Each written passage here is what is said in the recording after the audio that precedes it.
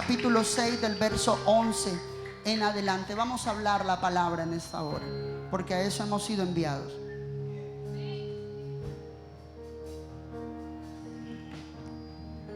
Libro de Romanos capítulo 6 dice: así también vosotros consideraos muertos al pecado, aleluya, al pecado, pero vivos para Dios en Cristo Jesús, Señor nuestro. No reine pues el pecado en vuestro cuerpo mortal, de modo que lo obedezcáis en sus concupiscencias, ni tampoco presentéis vuestros miembros al pecado como instrumentos de iniquidad, sino presentaos vosotros mismos a Dios como vivos. Diga conmigo: a Dios como instrumentos de ¿qué? Sino presentaos a Dios mismos, vosotros mismos a Dios como vivos de entre los muertos, y vuestros miembros a Dios como instrumentos de justicia. Aleluya, gloria al Señor. Y primera de Pedro 2 del 9 al 10 dice: mas vosotros sois linaje escogido. Amén. Yo les voy a ayudar a ustedes aquí adelante, no se preocupen. Mas vosotros sois linaje escogido, real sacerdocio, nación santa. Amén. Pueblo adquirido por Dios. Amén. Para que anunciéis las virtudes de aquel que os llamó de las tinieblas a su luz admirable. Amén. Vosotros que en otro tiempo no erais pueblo, pero que ahora sois pueblo de Dios, que en otro tiempo no habíais alcanzado misericordia, pero ahora habéis alcanzado misericordia. Amén. Aleluya. Alguien que alabe a Dios en esta mañana. Alábale que Él vive. Y Romanos 11:36 dice: porque de Él y por Él y para Él son todas las cosas, a Él sea la gloria por los siglos. Amén. Aleluya. Alábale que Él vive. Aleluya. Alguien aquí en esta mañana debe de despertar. Aleluya. En el Antiguo Testamento, alabanza, por favor. Los entiendo perfectamente, pero no deja de ser un culto lleno de la unción. En el Antiguo Testamento había una metodología para ofrecer sacrificios al Señor. Estaba estudiando en estos días la palabra salvación. Me tomé la gran bendición de estudiarla, y yo siempre que predico acerca de la salvación, sonido aquí enfrente, y siempre que hablo acerca de la salvación, las veces que me ha tocado hablar de ella, hablo acerca de que la salvación incluye varias cosas. Cuando tú eres salvo, eres salvo de la muerte eterna, de la condenación eterna. Cuando eres salvo, eres también salvo o libre de toda enfermedad. Cualquier enfermedad que tú tengas tiene que irse de tu cuerpo, porque tú acabas de ser redimido por el Espíritu Santo y eres llamado hijo de Dios, salvo por la gracia. Y el tercer ítem que incluye la salvación es salvo de la ruina. No es correcto que un hijo de Dios que ha recibido al Señor en su corazón camine en ruina o esté en ruina. No la concibas, no la aceptes. No permitas que ella haga cama, habitación en tu casa. Porque es que tú eres hijo de un Dios todopoderoso. Eres hijo de un Dios que todo lo tiene. Eres hijo de un Dios que todo lo puede. Eres un hijo de un Dios que es el dueño del oro y de la plata. Así que tú no puedes vivir en ruina. No la aceptes, no la aceptes. Si hay algo de ruina en tu casa, sácala, repréndela, échala fuera de tu casa y llama la bendición a tu vida, que venga a morar a tu casa y a tu vida. Aleluya. Porque la salvación, sonido, la salvación trae esas tres cosas: libertad de la ruina, libertad de la enfermedad y libertad también de la muerte eterna. Pero me encontré en estos días una cuarta que me llamó mucho la atención. Y es aquí, esta me gustó muchísimo. Esta me gustó muchísimo. Siempre hemos creído que ser salvo es, bueno, me congrego, voy a la iglesia, o de repente leo la Biblia, tengo a Dios en mi corazón, oro y ya.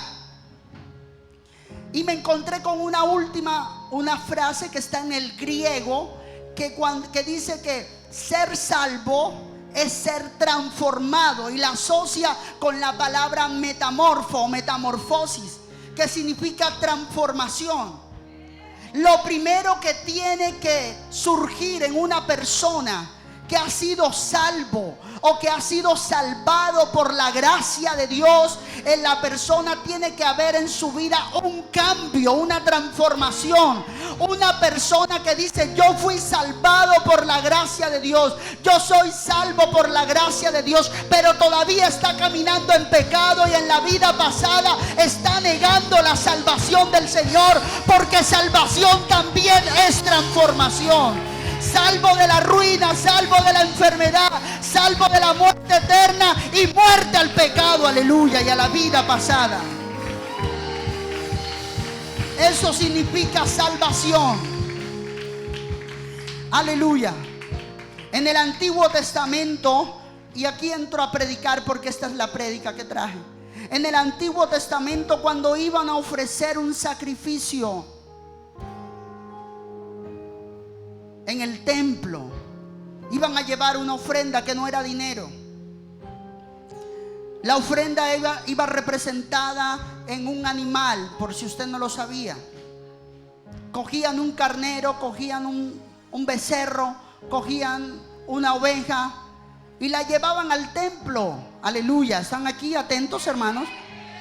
La llevaban al templo y decían: esta es mi ofrenda, aquí está mi ofrenda, toma, Señor, te presento mi ofrenda. Esa ofrenda tenía que tener ese animalito que llevaban al templo, que lo colocaban en el altar del sacrificio, que es más o menos parecido al que ahí mandé a hacer y está por ahí atrás puesto. Lo colocaban en el altar de sacrificio, ese animalito lo degollaban allí en el fuego, y derramaba su sangre, y el fuego que estaba prendido en el altar consumía la carne de este animal que era puesto allí en el altar. Escúchame esto: no era solamente coger un animal y colocarlo en el altar, no era solamente coger un animalito y degollarlo y ponerlo allí para que fuese ofrecido en holocausto. Holocausto significa que era quemado y que era muerto. Eso significa la palabra holocausto. Escúcheme esto: no, ese animalito tenía que tener unas características. Ese animalito no podía ser: ay, yo vi este pollo, como algunos hacen para los que presentan primicias en la iglesia. Lo he visto, son 25 años en el evangelio y uno en esto ve de todo. De repente tú dices: este gallo, este pollo, este puerco, este pig, no sé cómo lo quieras llamar, este cerdo, lo voy a llevar como primicia, como ofrenda a la iglesia. Resulta que de repente el pollo es de esos de los que se priva. ¿Alguna vez alguien ha tenido un pollo que se priva? ¿Cierto? El pollo está bien, de repente ¡puf! ¿Quién ha visto ese tipo de cosas? Yo las he visto, ¿cierto? Una vez una hermana llevó al templo, a la iglesia donde yo me congregaba hace mucho tiempo atrás, llevó un cerdo como primicia al altar. Resulta que el cerdo sufría de epilepsia, y ella dijo: ay, este puerquecito, bueno, lo voy a llevar a la iglesia como primicia.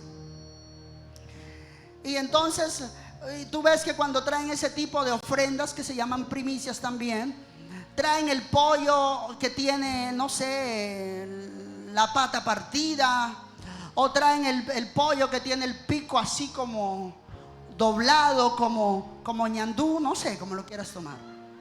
¿Me entiendes? Y la hermana con buena fe lo hace.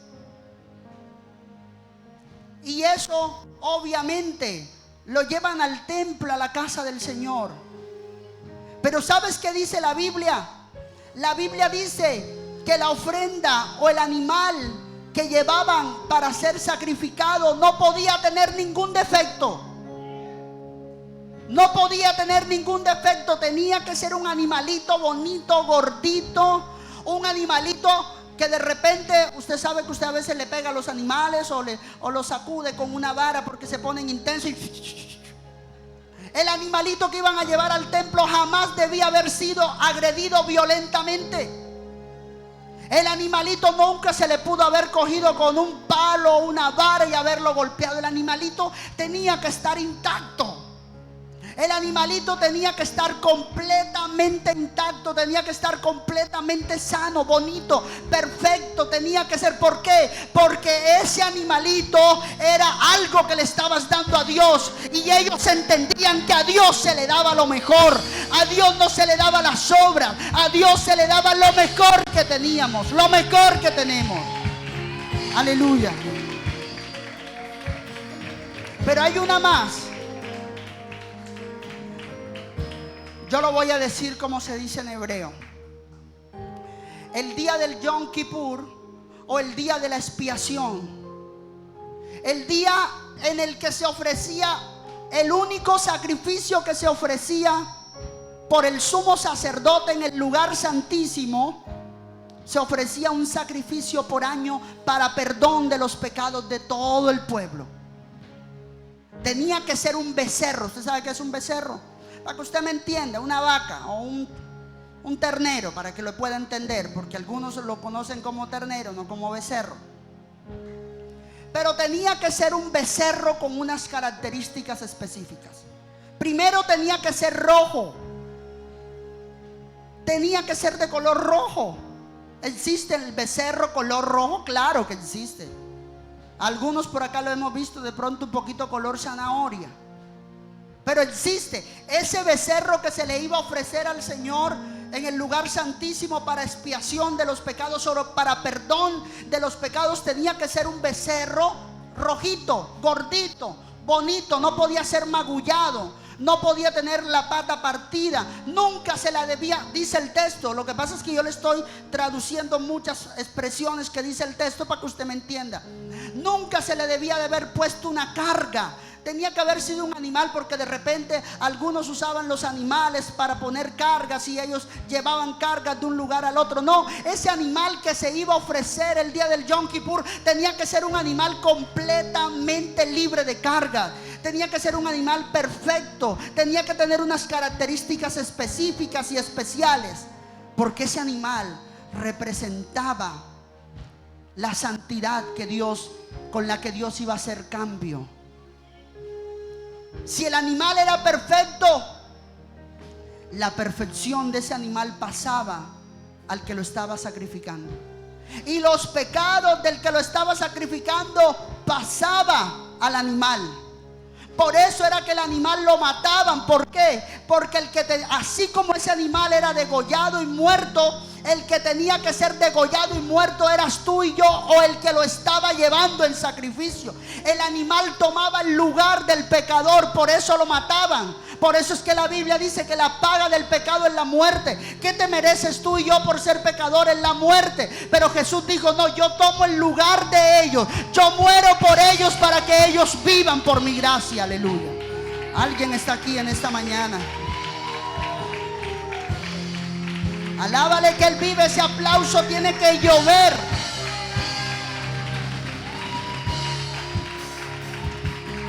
El animal tomaba el lugar de la persona. Por eso se llamaba holocausto. El animal tomaba el lugar de la persona. Pero aquí viene lo que vengo a predicar. Tengo un ejemplo más. Cuando Jesús iba a entrar, el texto de la entrada triunfal de Jerusalén. ¿Cuántos se han leído el texto de la entrada triunfal de Jerusalén? Cuando el Señor le dice a sus discípulos, le dice: vayan a la aldea siguiente. Y cuando vayan a la aldea siguiente se van a encontrar un burrito, un asno, allí puesto. Desatadlo y traédmelo.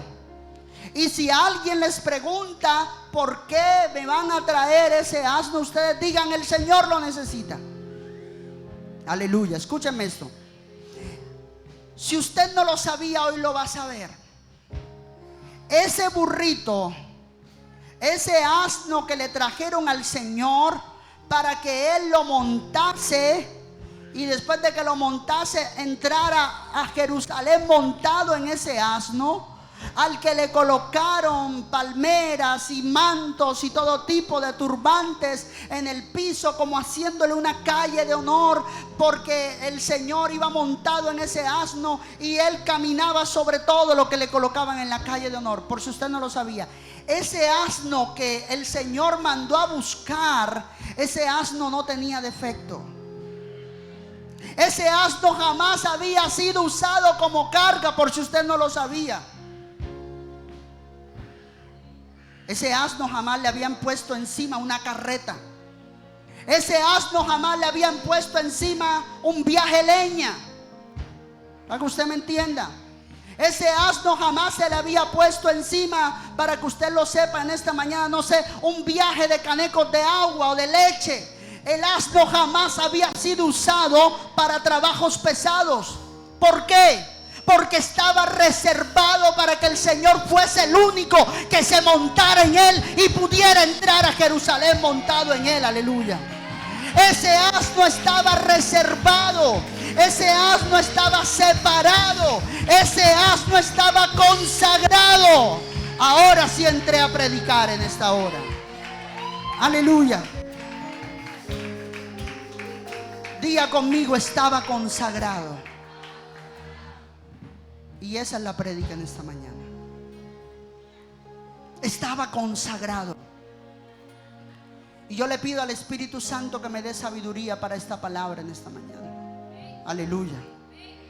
Estaba consagrado para solamente el Señor lo montara. Estaba consagrado solamente para que el Señor, el día que Él dijo que voy a entrar a Jerusalén como el verdadero rey, ese asno estaba separado. Ese asno nunca fue golpeado, porque usted sabe que el burro es burro y el burro se le pega porque es terco. No sé qué pasó, pero ese asno, ¿y usted por qué sabe eso, pastor? Porque la exégesis lo dice. Ese asno jamás fue golpeado. Ese asno jamás se le colocó una carga encima. Ese asno jamás fue pasado por ningún tipo de trabajo. Ese asno estaba perfecto y limpio. ¿Por qué? Porque estaba separado para el Señor.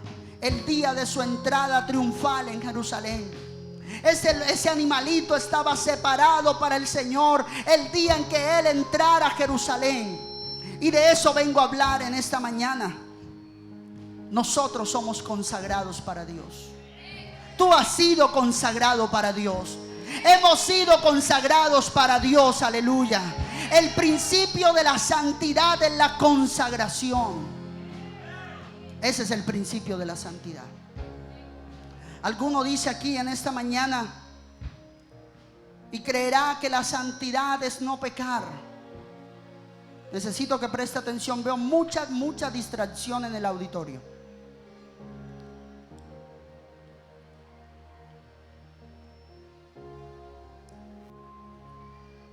Alguno creería que la santidad es no pecar.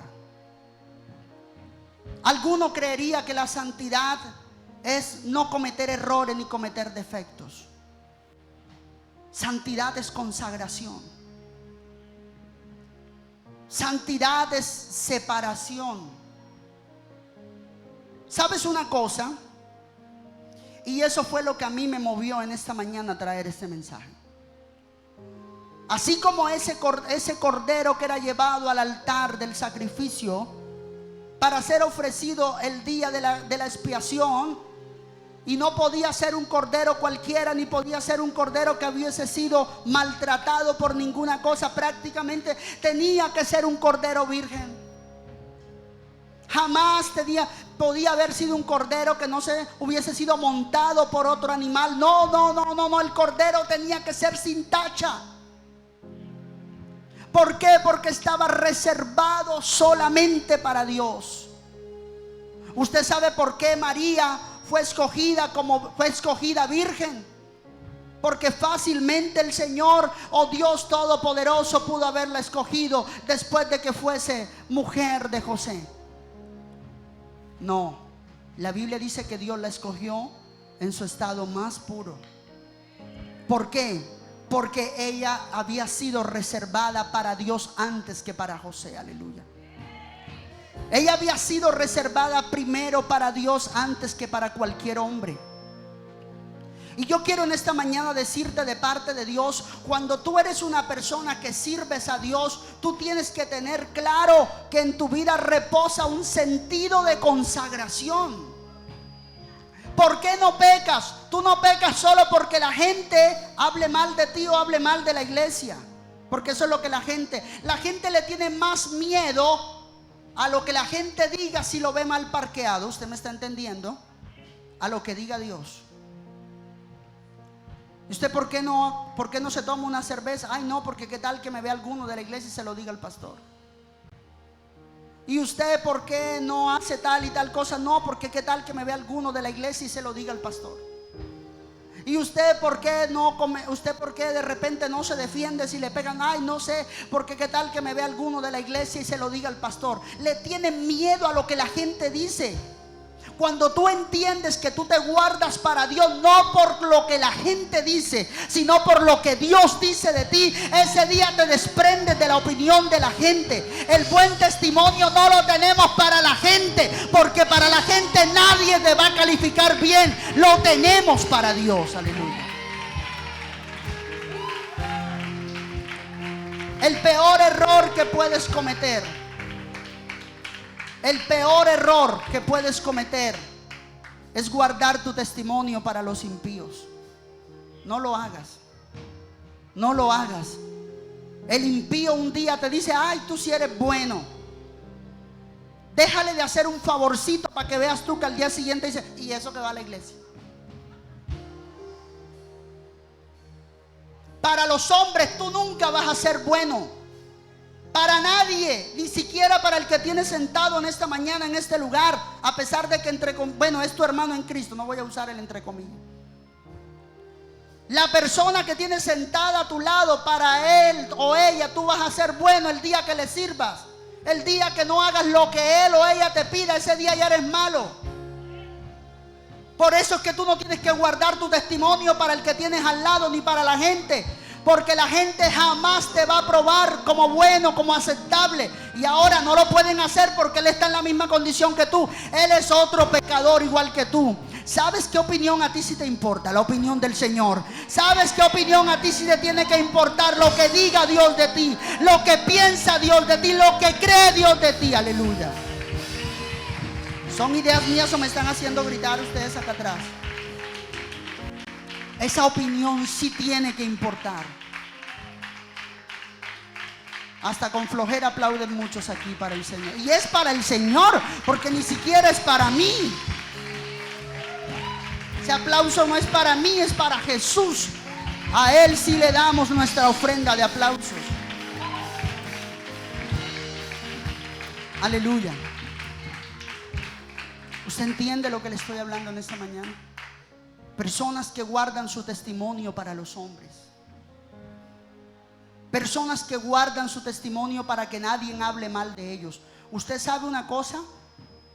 Yo llevo 13 años de estar viviendo en una de las zonas, socialmente hablando, en la que nadie es bueno. La zona sur de Sincelejo. Tú no eres bueno para nadie. Aquí tú no eres bueno para nadie. ¿En serio? ¿Usted sabe cuántas cosas perversas han dicho de mí? Y nunca jamás en la vida se han tomado el trabajo de sentarse conmigo en una silla. Pastor, tomémonos un tinto. Pastor, tomémonos una gaseosa, para conocerlo, para saber cómo es. No, si te ven andando con alguien de la iglesia, ese probablemente sea pareja de él. Si te ven con ella, pues ese también puede serlo. Ese pastor dicen, ese hermano dicen, él no sale. ¿Quién entró a la iglesia y se encerró? Y allá adentro, ¿qué pasará? Y yo le decía en estos días a una persona que cuando una persona se imagina cosas que no está viendo, es porque él las ha hecho. ¿Oyó? Cuando usted ve a una persona: ay, es que ese pastor es esto. Él es así porque nadie se imagina. El cerebro no aprende lo que no ha hecho y lo que no ha visto hacer. Somos seres de aprendizaje. Para que usted se imagine que yo con él ando en malos pasos, es porque usted lo ha hecho. Para que usted se imagine que si yo le pido una carrera a él y me lleva a tal parte y quién sabe a dónde lo irá a llevar, es porque usted lo ha hecho. Porque usted no puede declarar lo que usted no ha visto y lo que usted no ha hecho. Así que cuando usted escucha a una persona hablando mal de usted, él está juzgando por su propia condición. Aleluya. Ahora sí el aplauso me imagino que puede ser glorioso. Así que es mejor quedarte callado la boca. Pásate la correderita allí. Es mejor que te quedes callado la boca. ¿Sabes por qué?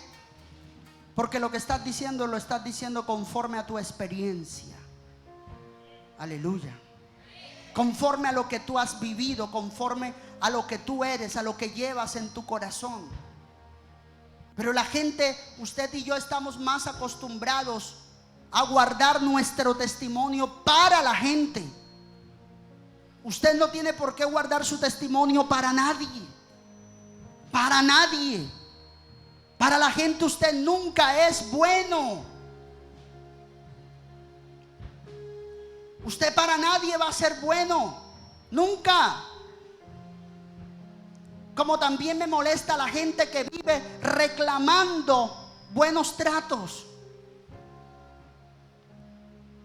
Tratemos bien porque alguien es nuestro hermano en la fe, porque tenemos al Espíritu de Dios en nuestro corazón. Usted ve esas personas tratando, tú no das lo que tú no recibes, y uno da tal cosa y recibe otra. Deje de estar reclamando buenos tratos. ¿Usted lo da? ¿Usted lo da? Sí, yo lo doy. Si lo diera, entonces no cambiara, porque su esencia, cuando usted en esencia es bueno, no lo malo no lo cambia. Cuando usted desde el fondo de su corazón, usted es una persona dadivosa, que trata bien, que habla bien, el mal comportamiento de otro no lo cambia. Usted se mantiene como es, aunque otro se ha cambiado, porque su esencia es así. Aleluya. Mantenga su esencia. Aleluya. Mantenga lo que usted es y no cambie porque otro cambia. Ay, ya yo estoy cansada de portarme bien con mi marido. A partir de hoy voy a ser mala. Quiere decir que tú toda la vida fuiste una mala disfrazada. ¿Y por qué le da a las mujeres, pastor? Bueno, a partir de hoy voy a ser malo. Ah, tú eres un malo disfrazado. O sea, todo lo que dijiste, todo lo bueno que has hecho todo este tiempo es puro show, pura payasería. Porque el que en esencia es bueno, lo malo no lo cambia. El que en esencia actúa bien, aunque otro se porte mal, así sea su marido o su mujer, no cambia, mi hermano. El que es hijo de Dios, aunque esté en medio de pecadores, se mantiene siendo luz en medio de las tinieblas. Aleluya.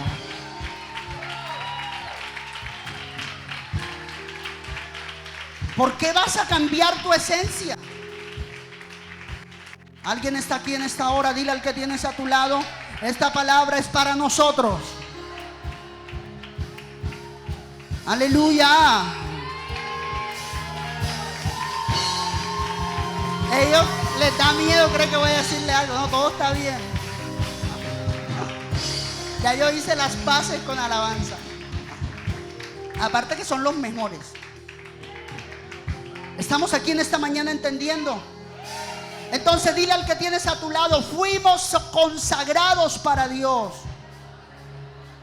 Fuimos consagrados para Dios. Y voy a empezar a predicar para ir terminando esta enseñanza. Cuando tú eres una persona consagrada para Dios, y este es el tema en esta mañana, tú no le das, Dios mío, me dé sabiduría, tú no le das tu vigor, tu trabajo, tu esfuerzo, tu sentido de vida y tu propósito de existencia a otro que no sea Dios. ¿Entiendes? Cuando tú entiendes que eres una persona consagrada, apartada para Dios, tú entiendes que tú vives, caminas, andas en este mundo para servirlo a Él. Por eso el apóstol Pablo, lo leímos aquí en Romanos, ya nosotros no servimos al pecado. ¿Por qué no servimos al pecado? Porque el pecado no es nuestra esencia de vida. Porque el pecado no es nuestra razón de existencia. Nuestra razón de existencia es la obra de Dios, el llamado de Dios, la asignación que Dios nos ha dado. Por eso les leí primera de Pedro 2:9 cuando dice: vosotros sois real sacerdocio, para que tú entiendas quién eres tú, quiénes somos nosotros, cuál es nuestra esencia. Aleluya. Nosotros no vivimos en esta vida para estar buscando peleas. Nosotros no vivimos en esta vida para hacer tropiezo para nadie. Nosotros no vivimos en esta vida para prestar nuestro cuerpo al pecado. Nosotros no vivimos en esta vida para darle nuestro esfuerzo a los hombres, sino para glorificar el nombre de Dios en la tierra. Nuestra esencia de vida es el Espíritu Santo, es nuestro Dios. Aleluya. Mira, te lo voy a decir de esta forma. El problema cuando una persona se aparta de Dios no es solamente que se vaya al mundo a tomar cerveza. El problema cuando una persona se aparta de Dios no es que se vaya al mundo a jartar whisky ni a estar en parranda. Ese no es el problema. Porque la borrachera se le pasa al día siguiente, aunque le quede un tremendo guayabo. El problema no es lo que haces cuando te devuelves o cuando vuelves al mundo. El problema es que comienza a apartarse de Dios. Mi estimado hermano, no es ir a pecar. Apartarse de Dios es desviarse del propósito que Él tiene conmigo. Yo conozco gente en la iglesia sentada en un templo y están apartadas de Dios sin estar en el mundo, mi estimado hermano. Si tú estás aquí sentado y sabes que Dios tiene un llamado para ti y sabes que Dios te ha escogido para algo, pero estás sentado, no estás haciendo aquello para lo que Dios te llamó, tú estás apartado en la misma congregación. Porque literalmente tú tienes que saber que Dios te apartó, te consagró, te llamó y te separó para que le sirvas a Él en algo que Él te asignó desde antes de la fundación del mundo. Aleluya. Yo conozco gente en la iglesia apartada. Yo no he tomado. Mira, papi, no tienes que tomarte un whisky. Pastor, yo no me he emborrachado ni me he ido para allá, para el crucero del amor. No tienes que irte para el crucero del amor. Simplemente deja de hacer lo que Dios te asignó y ya estás apartado. ¿Por qué? Porque tú fuiste consagrado para eso.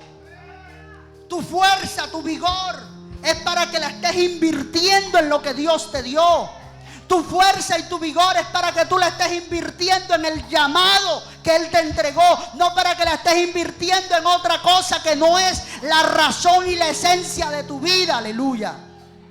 Por eso puse el ejemplo del becerro. El becerro no le colocaban otra cosa, porque si el becerro hablara y le preguntaras: mira, ¿y tú para qué vives? No, yo vivo porque yo voy a hacer el sacrificio en el templo. Pero ven acá. Y los demás becerros le podían tener envidia. Ay, a nosotros nos montan carga, a nosotros nos pegan, nos meten nuestra palera y nos dicen arre, arre, y no queremos movernos. A este no, a este lo soban, lo mueven con cuidadito. ¿Tú qué tienes, corona? Le preguntaba un becerro al otro. El becerro que estaba siendo criado para el día de la expiación, para ser puesto en el sacrificio. Y los demás becerros bravos con él: ay, a ti no te pegan, a ti te dan de comer la mejor comida, a nosotros nos dan las sobras. Y un día el becerro escuchó de que él estaba siendo preparado para hacer el sacrificio en el día de la expiación. Él iba a ser muerto y decapitado para él llevar todo el pecado del pueblo en ese sacrificio. ¿Entiende lo que te estoy hablando? Y cuando el becerro se daba cuenta que lo trataban bien y a los demás lo trataban mal, y los que lo trataban mal le preguntaban: pero ven acá, ¿a ti por qué no te pegan ni te tratan mal como a nosotros? Él decía: porque yo fui separado, yo fui apartado para una misión específica. Yo estoy siendo preparado para ir al altar de sacrificio de Jehová de los ejércitos, para llevar el pecado de todo este pueblo. Aleluya.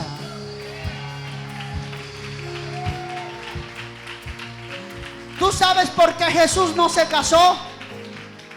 Jesús no se casó porque no quería tener suegra, perdón. No, mentiras. Jesús no se casó porque no gusta de la suegra. Jesús no se casó porque ese no era su llamado. Esa no era su misión. Su misión no era cargar con la cantaleta de una mujer todo el día. Si era que le daba a María cantaleta. La misión de Jesús en la tierra no era venir a formar una familia carnal. ¿Pudo haberse casado? Claro que sí, no estoy blasfemando con esto. Porque era hombre.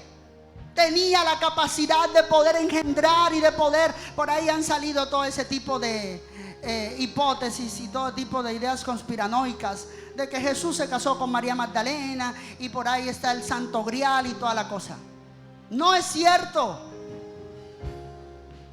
Jesús no se casó no porque no podía casarse, no porque no podía engendrar, no porque no era viril, por no decir otra palabra. Era completamente viril. Jesús era completamente viril como cualquiera de los varones que está aquí, hermano. Usted me entendió. Y porque estoy hablando del Señor no puedo usar otra expresión. Con Él sí me refiero con mucho respeto. Era viril, Jesús era completamente hombre. ¿Y por qué nunca pecó? Porque esa no era su misión. ¿Por qué nunca se casó? Porque no era su misión. Tal vez allí en la cuadra o los que lo conocían le decían a María: ¿cuándo es que tu hijo se va a casar? ¿Será que tu hijo es del otro equipo, María? Porque no le conozco novia. Porque usted tiene que tener novia para que le crean su sexualidad. Eso no es cierto. Y Jesús y María le decían: no, lo que pasa es que él tiene una misión diferente en la vida. Jesús, ¿por qué no te buscas una novia? Porque esa no es mi misión. Mi misión es entregar mi vida para perdón de vuestros pecados. Yo tengo que ir a esa cruz limpio. Yo tengo que ir a esa cruz sin carga, sin mancha, para poder llevar las cargas de ustedes.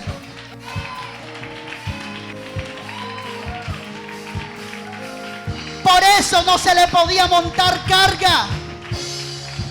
Porque Él estaba reservado para llevar otro tipo de cargas. Él estaba consagrado, apartado, separado, dedicado para llevar las cargas de los pecados del hombre. Por eso Jesús no se echó la carga de un hogar. Porque esa no era su misión.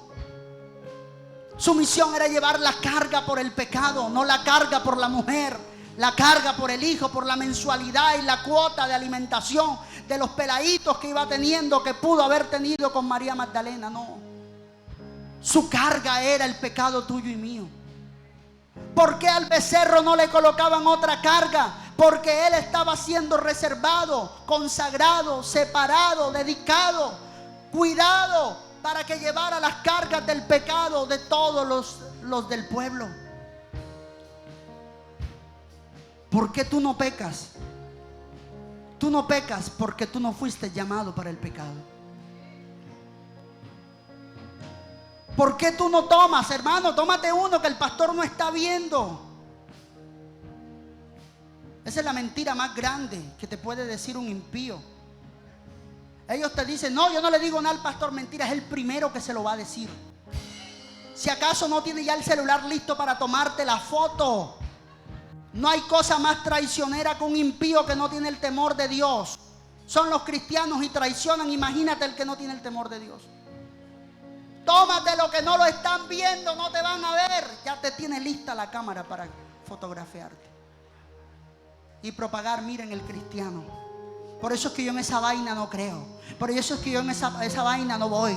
Por eso es que yo esa vaina no sé qué. Porque así le llaman a la obra de Dios, esa vaina.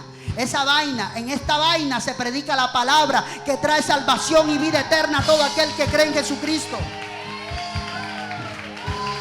Así se refieren a la obra de Dios. Así se refieren al reino de Dios como esa vaina. Pues esta vaina fue consagrada para predicar la palabra.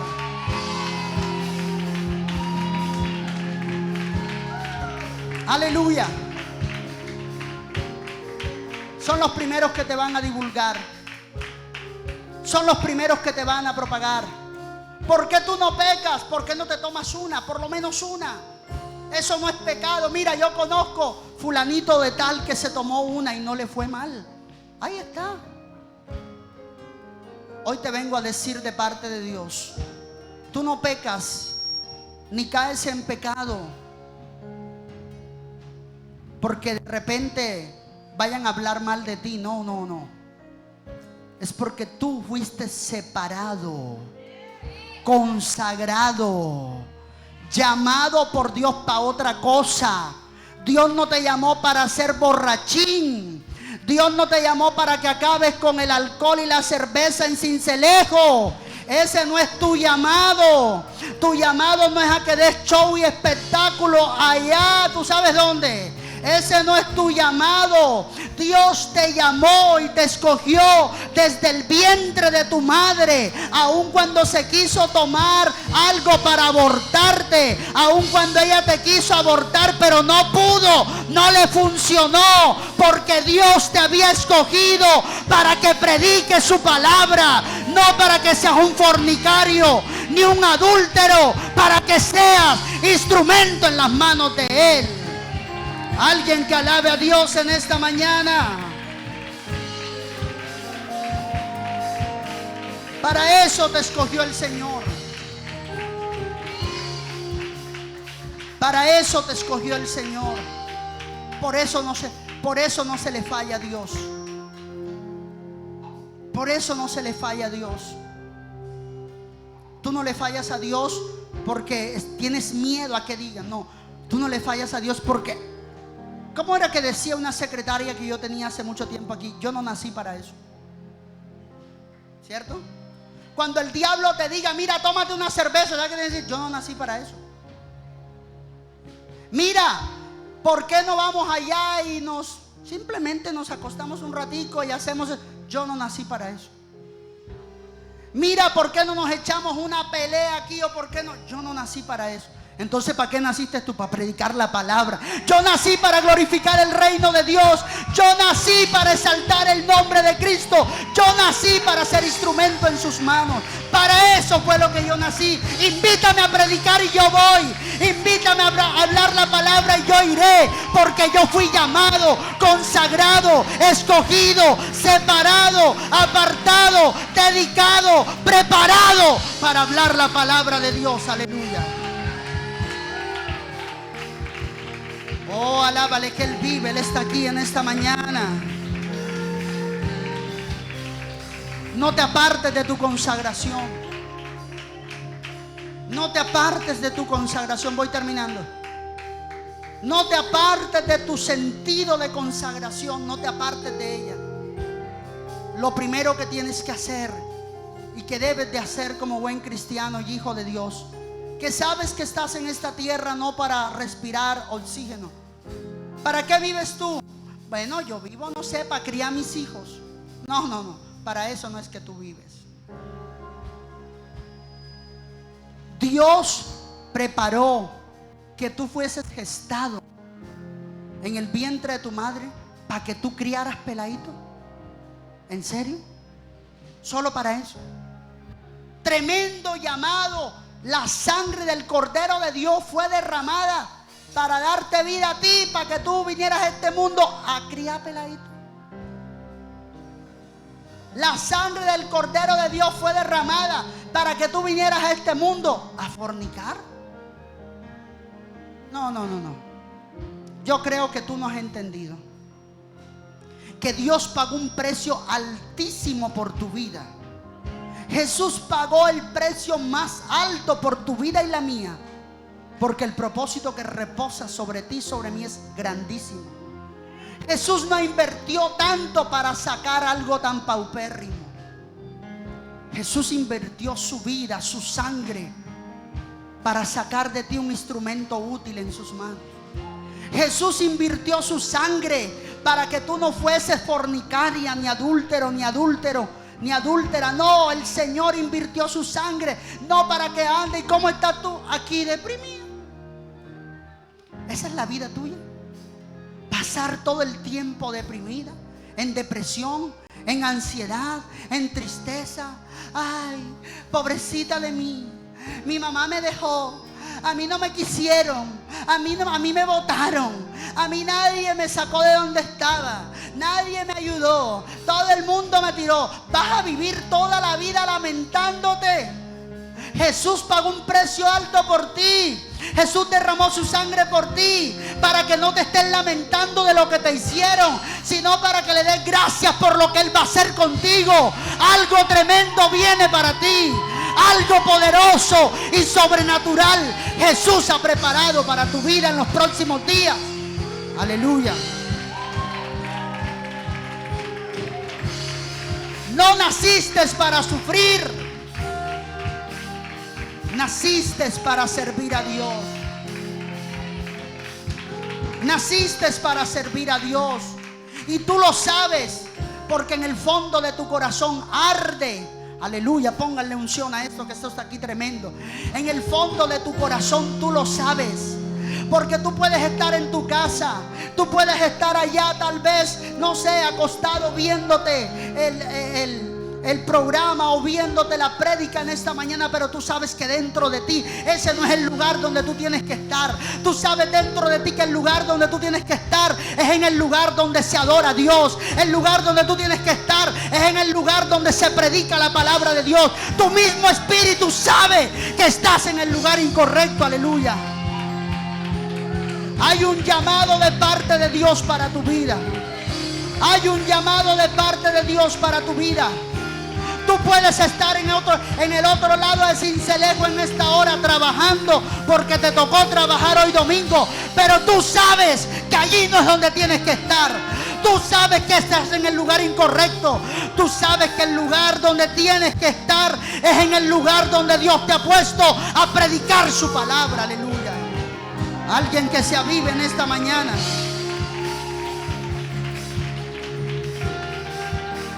Oh, hoy tienes que salir del lugar incorrecto y moverte al lugar donde Dios ha preparado para que tú le sirvas.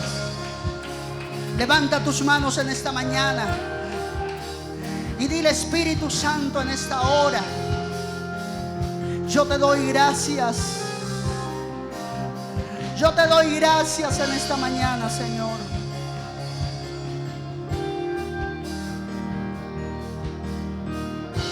La unción está aquí en esta hora.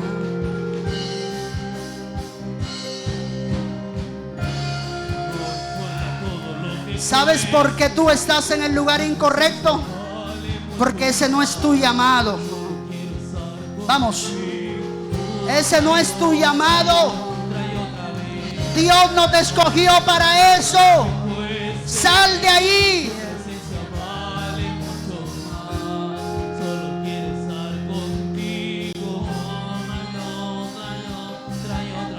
Dios te escogió para que le sirvas. Te consagró para Él. Te llamó para Él. Te apartó para Él. Y tú lo sabes. Porque tu corazón no te deja estar en paz cuando estás en el lugar incorrecto.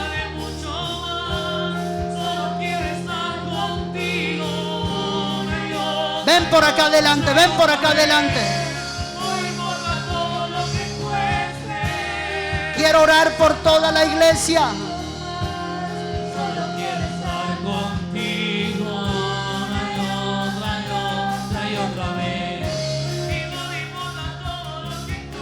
Vamos, adórale.